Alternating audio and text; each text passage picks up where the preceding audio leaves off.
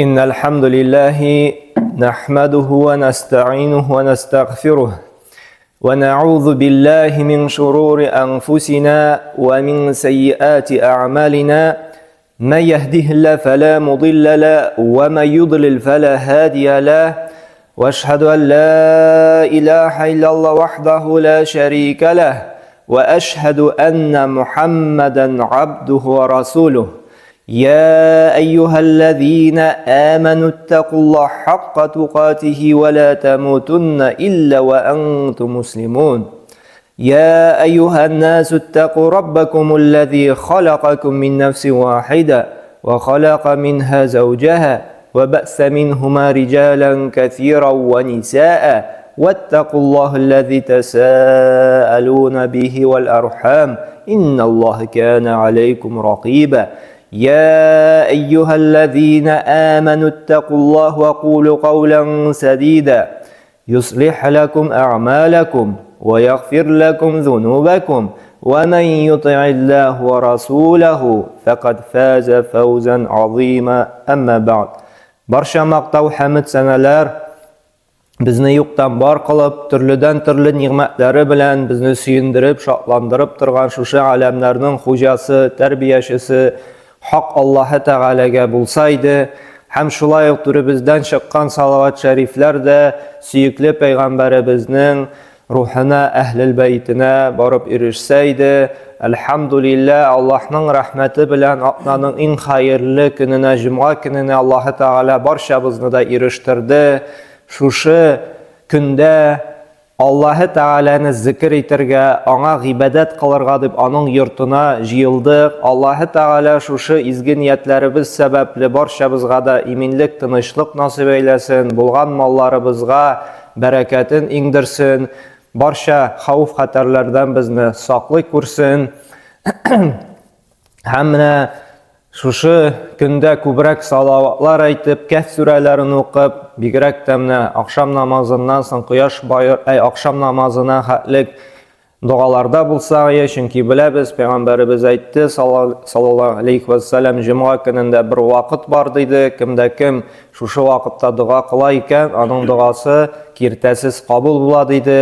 Ham olimlar aytdi, mana shu juma kunining so'nggi soatlari deydi, u bizning ikindi namozidan olib oqshom namozina xatlik bigrakda oqshomga yaqin vaqtda, mana shunga ko'ra shu vaqtda bugun bigrakda duoda bo'lsak xayrli bo'lar. Ham jamoat mana biz jumalarimizda, turli darslarimizda turli ibodatlar turunda siyladik. Shulay bitnali Ramazon oyida da bek ko'paytib zikr turunda siyladik, namoz, Qur'on o'quv. Amma jamoat biz bir temani yoqtirtmay qolganmiz. Hamalimni bir oydan so'ng endi shu ibodatga ko'p musulmon qardoshlarimiz yo'nalashak, ul turidan ishlabdir biz siylanmay qolgan. Shunga ko'ra ul da bek muhim ibodat. Payg'ambarimiz sallallohu alayhi vasallam aytdi, islom dini 5 negizga negizlanadi dedi. To'yis har bir musulmon shu 5 negizni o'targa tegish dedi. Agar da u o'zini musulmonga sanasa. Birinchisi endi shahodat keltiruv, shahodat aytuv, la ilaha illalloh Muhammad rasululloh deb ul turida alhamdulillah silashib turamiz, isga tushirib turamiz. Shulay bet. Ikkinchisi namoz o'qib deydik. Ansida alhamdulillah silashib turamiz. Ham üçüncüsü ul zakat, ul turida da darslarimizda yoqtirgan edik. Roza turunda endi Ramazon oyida bek ko'p silashdi. Hammani hali jamoat biz haj turida birda silamaganmiz, isga tushirmaganmiz. Shunga ko'ra mana bugungi jumamiz haj yilasi, haj ibodati turida bo'lar. Chunki bizning Zulhijjoga yetadi, shulay bit hajlarimiz bizning bo'lajak hajlarimiz deganda hajga yo'nalashak. Alloh qabul etsin onlarning qilashaq hajlarin. Shunga ko'ra mana biz haj turunda silashirmiz jamoat. Chunki orabizda da bek ko'p haj qilmovchilar mumkinchiliklari bo'libdi. Shulay betna shunga da azrak isga tushirib, o'zina ko'ra bir motivatsiya bo'lar. Shu haj yilolari turunda silav. Haj jamoat shulay bizning dinimizning bek ahamiyatli, bek kerakli, muhim ibodatlarning birisi jamoat. Ham shunga da ul g'umurga birgina qilina, onun og'irligi ham finans yoqdan ko'p ақша sarf etu sababli Alloh taolaning yuklagan g'umurga bir topqir g'ina qilu. Һәм җәмәгать бу хаҗ йоласын үтәү һәрбер мусульманның бурычы булып тора. Һәм җәмәгать безне тормышыбызда да, әгәр дә без чынлап торып Аллаһка иман китердек икән, мин хакыйкый мусульман дип әйтәбез икән, без тормышыбызда максат куярга тиешлебез. Без бит тормышта максат куябыз. Шулай ит үзеп чыгарга, ит үзегәнчә өйләнергә, гаилә корырга, балалар алып кайтырга, ит үзергә, машина алырга, үскәч инде балаларыбыз булгач, балаларыбызны башлы күзле итәргә шундый максат куябыз. Һәм безнең әле менә шундый максат булырга тиеш хаҗга бару. Гомеребездә хаҗга бару дигән ният булырга тиеш. Шуңа күрә беренче адымы иннәнең хаҗга кирәкле булган әйберләрне белешеп, хаҗ турында өйрәнү, кайчан ничек баралар, иң беренчесе инде паспорт ясатып кую, шулай бит беренче адым. Һәм ай сайын паспорт янә генә bir шкатулкасына салып барасың. 5000 тәңкәме анда, 10000 тәңкәме шушы хаҗга. Һәм Аллаһ Тәгалә ниятендә булса, җайлап кына ансында җыйдыра. Әмма җәмәгать әгәр дә хотя бы шундый да максат юк икән, генә адымда җәмәгать без бик Аллаһ каршында куркыныч халәттә булырга мөмкин без. Аллаһ кыямәт көндә әйтергә мөмкин: "Син бит сәламәтлегеңдә бирдем мин сиңа. Син бит мөмкинчелегеңдә бар иде. Нишләп син омтылмадың? Нишләп син максат итеп куймадың?" дип. Җәмәгать ким дигәндә безнең максат, теләк һәм шуңа генә адымнар белән бару булырга тиешле. Чөнки менә хаҗ бит ул гади генә бер Мәккә җиренә экскурсияга барып кайту түгел. Әгәр дә без өйрәнеп, бөтен тиешен шартларын үтәп башкарабыз икән, безнең бит менә шушы хаҗга хаклык булган Аллаһ Тәгалә барча гынаһыбызны гафу итә. Без бит инде шулай бит күпме гомер калган икән, Аллаһ Тәгалә менә шушы гынаһларым өчен абзатлар микән, кыямәт көндә ничек җавап бирәсе булыр икән дип. Әмма җәмәгать менә шушы хаҗ Муслим җыентыгында килә торган хадистә Пәйгамбәрбез саллаллаһу алейхи ва саллям нәрсә диде? Әл-хаҗҗу яхдиму ма кана каблаху ди. Хаҗ ди, менә шушы хаҗга хаклык булган бөтен гынаһларны да битерә, юкка чыгара ди. Җәмәгать шуңа күрә омтылабыз икән, Аллаһ Тәгалә каршында кыямәт көнендә җавап тоту безгә җиңелрәк булачак. Чөнки хаҗга хаклык булган Аллаһ Субханаһу ва Тәгалә гынаһларыбызны гафу итә икән. Һәм менә икенче хадистә килә, монысы Ибн Маҗа җыентыгында, сулай сахих хадис: "Әл-хаҗҗу мабруру лейса лахул җазаун илля җанна" ди. Мабрур хаҗ ди. Мабрур хаҗ, ягъни шушы хаҗда күп итеп Аллаһ зикр ителгән булса, гынаһлардан тыелган булсак, мабрур була, игелекле хаҗ. Гыйбадат белән, зикр белән тулган һәм гынаһлар булмаган хаҗ, мабрур хаҗ. Аның ди нәтиҗәсе ди җәннәт ди җәмәгать. Җәннәт ди. Без монда бит инде киләбез җәннәтле булыр өчен, Аллаһның рәхмәтен алыр өчен. Һәм менә шушы хаҗны үтәп тә җәмәгать без шундый бөек дәрәҗәгә җәннәткә лаек була алабыз икән. Әлхәмдүлилләһ, бүгенге көндә хаҗны кылудан куркасы юк җәмәгать. Елдан-ел хаҗны җиңеләйтәләр. Бер яктан инде күңелдә төшә, чөнки хаҗның битенә элек иң беренче хаҗ кылганда 2010да иде. Ул хәзергесе белән чагыштырасың, бүгенге көндәгесе белән. Тый вакытта бәрүр үзенә күрә бер ничек дип әйтим, күңеллелеге бар иде. Үзенә күрә бер авырлыгы, шулай бит. Хәзер менә елдан-ел җиңеләйтәләр, елдан-ел комфортта комфорт. Һәм теге элеккеге ләззәт уже кими бара. Чөнки теге элеккегерәк булганда үзенә күрә бер тәме бар иде.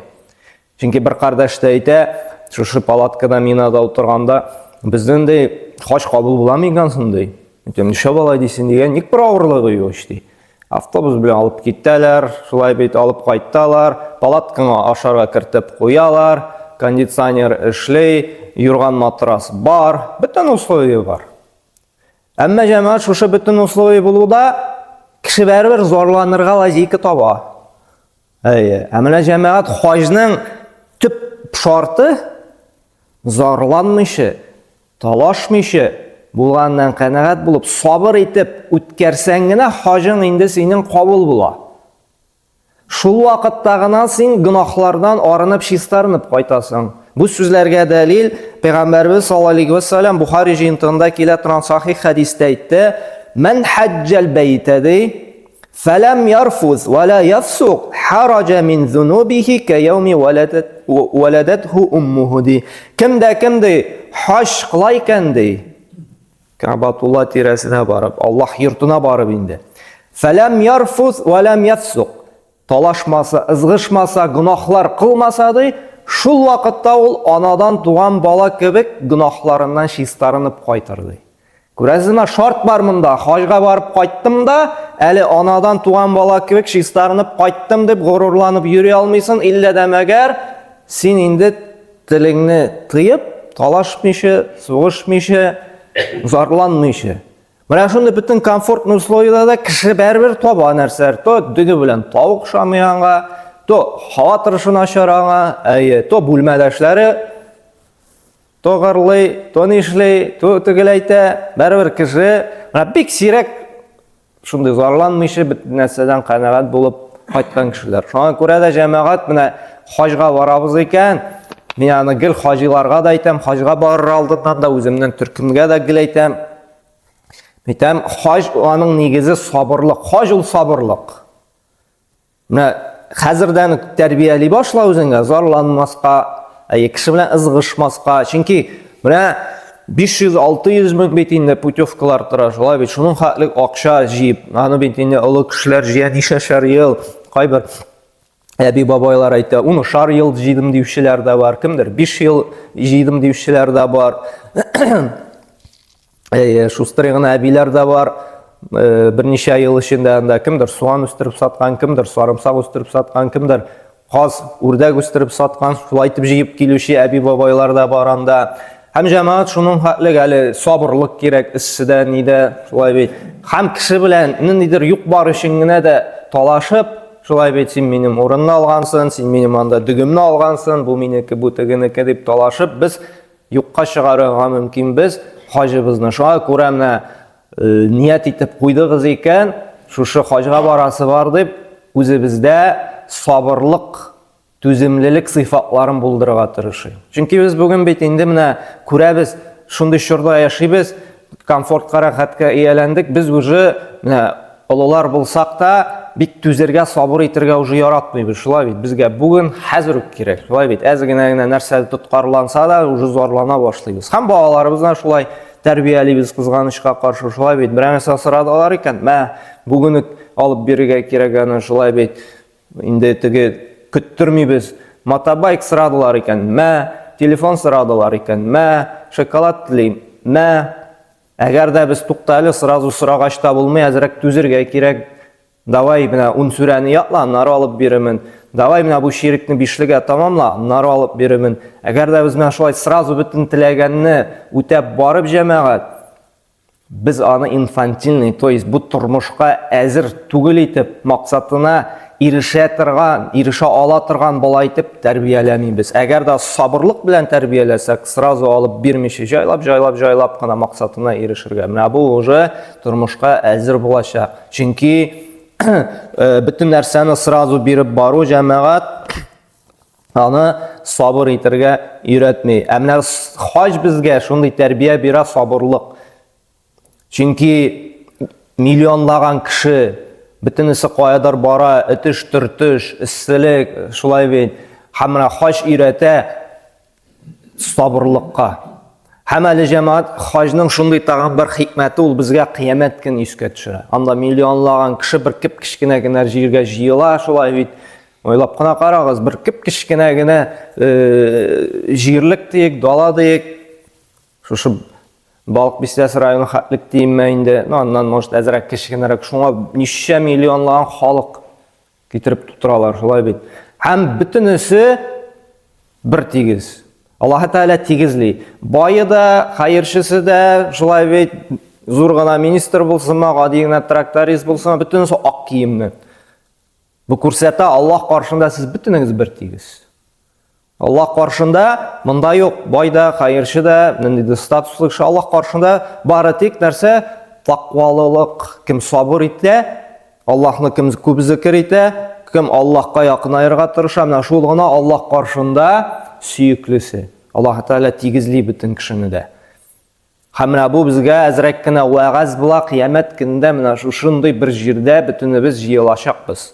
Бөтенебездә шундый бер тигез булачакбыз.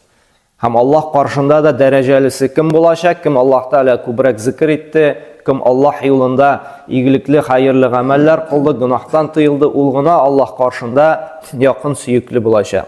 Шуңа күрә менә хаҗда шуның белән инде аерыла. Һәм хаҗда җәмәгать тагын бер мөһим әйбер бар. Ул да булса, шушы ихрам халәтенә кигәч, хаҗилар тәлбия Аллаһ каршында менә шундый бик зикр әйтелә. Һәм ихрам халәтендә ике ак чүпрәк тигән рида белән изар киябез бит.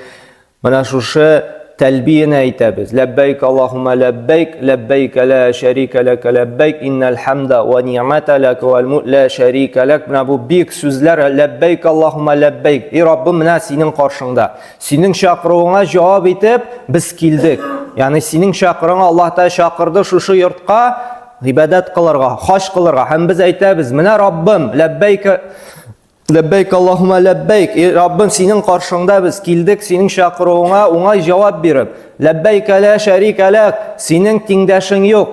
Синең белән бер тигез булган, гыйбадәткә лаеклы, башка ризык бирүче, безнең тормыш белән идарә итә торган бер нинди зат та юк, бары тик син. Без аны таныйбыз. Вахдаху ла шәрика ләк. Бер генә, һәм ул тиңдәшсез. Һәм менә шушы тәлбияләрне әйтеп, biz инде раслыйбыз, Аллаһ каршында ихласлыгыбызны күрсәтәбез. Һәм әле менә Арафага барып, анда 5-6 сәгать дуа кылабыз бит, шулай бит дуа кылганда да җәмәгать менә тагын шушы ихласлыгыбызны, Аллаһ каршында тиңдәшлеге булмаганны без тагын да раслыйбыз. Пәйгамбәрбез саллаллаһу алейһи ва сәллям әйтте, Арафа көнендә кылына торган иң хәерле дуаларның берсе диде: لا إله إلا الله وحده لا شريك له له الملك وله الحمد وهو على كل شيء قدير. Аллаһтан башка гыйбадәткә бер нинди илаһ та юк, аның бер нинди тиңдәшлеге юк. Һәм дә барча мактау аңа гына тиешле. Һәм ул нәрсәдә бар нәрсәгә кудрәтле дип. Карагыз, менә тәлбияне алабызмы? Шушы Арафада кылына торган иң хәерле зикр, дуа дибезме? Бөтенесе бәйле нәрсә белән? Ихласлык белән. Бөтенесе бәйле Аллаһ Тааланы мактау белән. Һәм шуннап та җәмәгать иң хәерле зикр Аллаһ Таала мактау, хәмд сәнәләр әйтү, аны искә төшерү һәм аны тиңдәше булмаган ихласлыкны раслау. Чөнки динебездә тора нәрсәдән? Ихласлыктан. Аллаһка гына, бер үзенә генә тиңдәше алмыйча, аңа гына гыйбадат кылу, күңелләребезне, калпларыбызны Аллаһ белән генә бәйләү, аны гына бар нәрсәдән üstün күрү, аны гына ярату, аннан гына курку, аннан гына өмет итү, аңа гына тәвәккәл кылу. Һәм менә бу хаҗыбыз да шушы зикрләр белән шуны раслый. Шуңа күрә җәмәгать Аллаһ субхана ва тааля барчабызга да шушы гыйбадатны башкарырга Аллаһ Таала җиңеллек бирсен иде. Кем ният куя икән, Аллаһ Таала аша. Валлаһи аша. Чөнки менә күпме мисаллар китереп була. Менә шушы хаҗда кардәшләребез сөйли, менә беләсезме, шушы хаҗга килүем бер мөгъҗиза булды ди. Минем монда килергә ди бер ни мөмкинчелегем юк иде. Әмма бик каты теләгем бар иде. Менә паспорт ясатып куйдым ди, әз генә акча җыя башладым ди. Анда инде бик күптә җыелмаган иде. Бер вакытта шулай дуа кылып утырам ди, Раббым насыйп әйлә инде хаҗга барырга. Раббым юлын аш инде ди, көтмәгән җирдән ризык бир инде дип. Шуннан соң күптәнге бер таныш килде дә, бу Казанда булган, Казанның бер мәчетендә булган бер кардәш сөйли. Шулай дуа кылып утырам, берәү килде дә җилкәдән суга да, "Ассаламу алейкум, күптән күрешкән юкты. Ой, нишләп утырасың?" Менә шулай дип нитте. Ничек тә как раз хаҗга барырга 1-2 ай вакыт кала иде.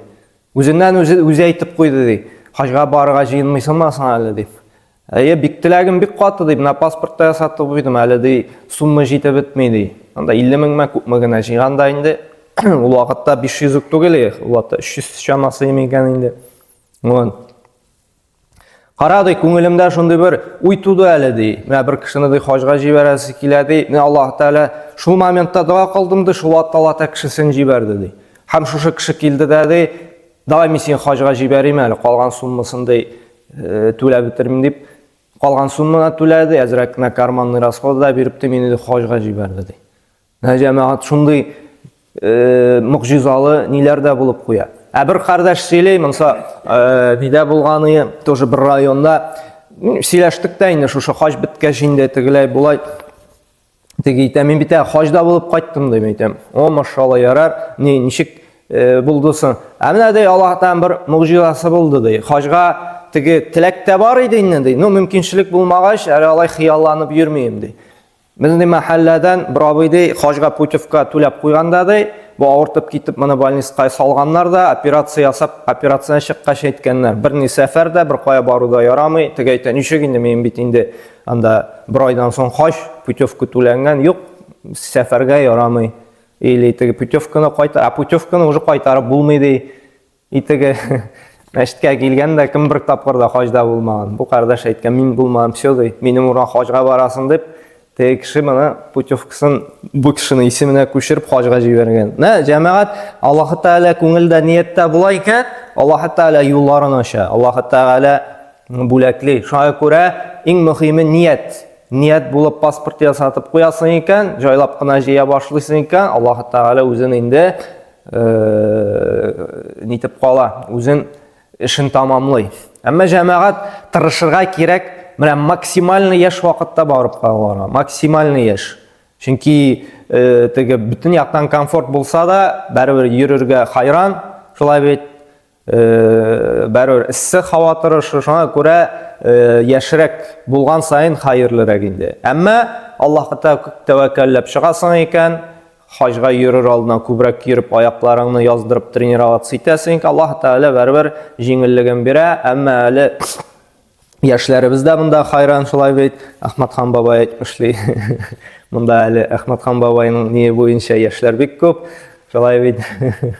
Шуңа күрә менә хаҗны ниятләсәк, Аллаһ Тәгалә үзе аннары инде җиңеләйтер. Аллаһ Субханаһу Тәгалә барчабызга да шушы олы гыйбадәтне башкарырга һәм талашмыйча, гөнаһлар кылмыйча, анадан туган бала кебек чистарынып кайтырга, шушы гыйбадәтләрне үтәргә Аллаһ Тәгалә насыйп әйләсә барчабызга да. Aqulu qawli hadha wa astaghfirullah li wa lakum min kulli dhanbin fa innahu al-ghafurur rahim.